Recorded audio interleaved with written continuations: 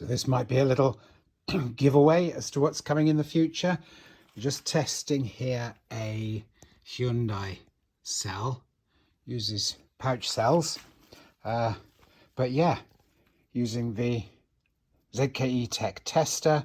It's a 40 amp tester, but because we only have access to the sensor wire at the moment, we're just going with a 5 amp sequence. So it's charged up to 4.2 volts, let it sit so that it stabilizes, then we discharge down to 2.8 to measure the capacity and look at the discharge graph, and then for storage we charge it back up to 3.4 volts. So yeah, bit of a giveaway as to what's coming in the future. Hold your horses. And here the program's running. You can see how it's gone up to the specified 5 amps charging rate, and we're just charging the battery up to full before carrying out the discharge test.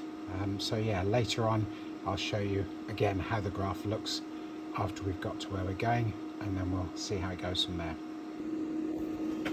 You can see how we started at 3.8 volts, which is a little bit higher than I'd like to see these charged, but they've presumably come out of a crashed or flood damaged car or something like that. But you can see how the blue line is only coming up very, very gently, that this is going to take some time. So I'm not going to film the whole thing. I'll come back to it later on when it's further into its sequence, and that will be the next part of this video.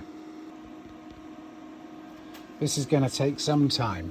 We're already 8 minutes in, and it's gone from 3.8 volts to 3.94. So I'm going to step away from this, go and do something more productive than watching the screen, and carry on with the video later. So we're an hour and a half in on the battery testing. It's still doing its initial charge. As before, it began at 3.831. We're now up to 3.97 after almost exactly an hour and a half. So gonna have to be very patient with this while it comes up to the full 4.2 volts. Even more patient to get it back down to 2.8 on the discharge routine, and then charge it back up afterwards. So there's going to be a few little breaks in the video rather than just leave you watching a very slow screen. So we're at just over 3.5 hours charging time, and we're still going. It's one of the reasons I like the 40 amp charge and discharge on the cells that I test for myself.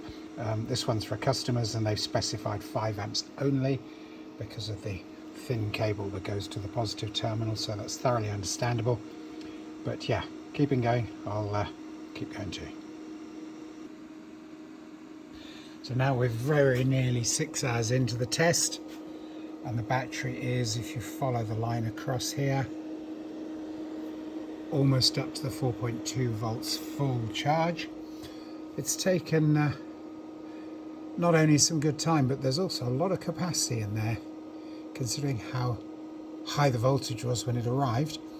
But yeah, it's not going to be that long now before it goes into its 10-minute pause, when it just sits and settles for a bit, and then it will go into the discharge routine. But at this rate, that's going to be overnight before we get any strength results, and then probably another 8 or 10 hours after that before it's charged back up to the storage voltage that I've put at 3.4. So it's all good, all worthwhile in the long run. Gives us a nice power output strength of battery chart, which we can use up against the cells to let people know that they're buying good ones.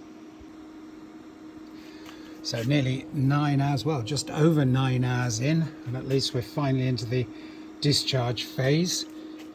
We took on 132 amp hours on the charge up, so it's going to be interesting to see how many it gives out on the discharge, and then once that's finished it will go into its recharge for storage mode, and we're done. So finally, after nearly 13 hours, we've got not only the charge curve, red line is the amperage dropping away to basically nothing to give it a chance to stay nice and stable, and it shows how the voltage stays stable, and then on discharge we've got a fairly healthy curve coming. We're down to just under 3.9 volts, so there's still a lot of time to go. So while I'm testing this individual cell for its capacity, it's a clear demonstration of how the cell balancing on the Leaf works so well, because it basically goes up to 100% charge, and then it just, as with this, gradually reduces the power. With the Leaf, it actually fluctuates up and down. I've got another video that shows the fluctuations on Leaf Spy. The beauty with that is, as you can see the blue trace on the voltage, is that even as the amperage tails away to nothing, the voltage stays right up at the full 4.2 until such time as you apply a load to it.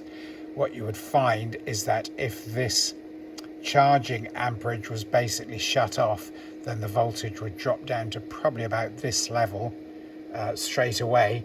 It needs this tapering off current to make sure that the cells are absolutely fully charged.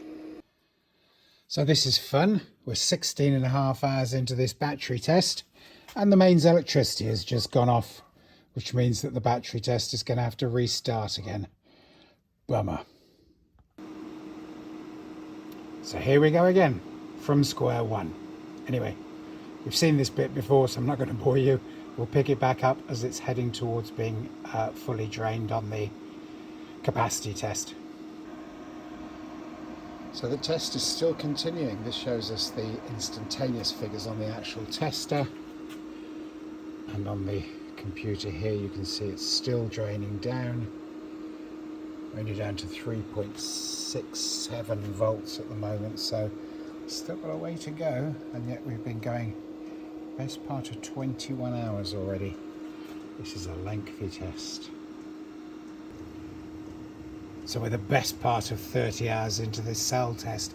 It's a nice strong module cell, because we're showing over 91 amp hours already, but that's what we're expecting from this one. So yeah, still only down to 3.421 volts, so I'm going to call it a day, leave it running overnight, and hopefully by tomorrow morning we should be a little closer to an end result. So finally, you can hear that the tester has finally stopped. We've got a good storage voltage in there, and we've got charge and discharge curves. It's only taken just over 36 hours. Madness, but we're sorted, and there's some very good power. Look, 112.75 amp hours. Nice.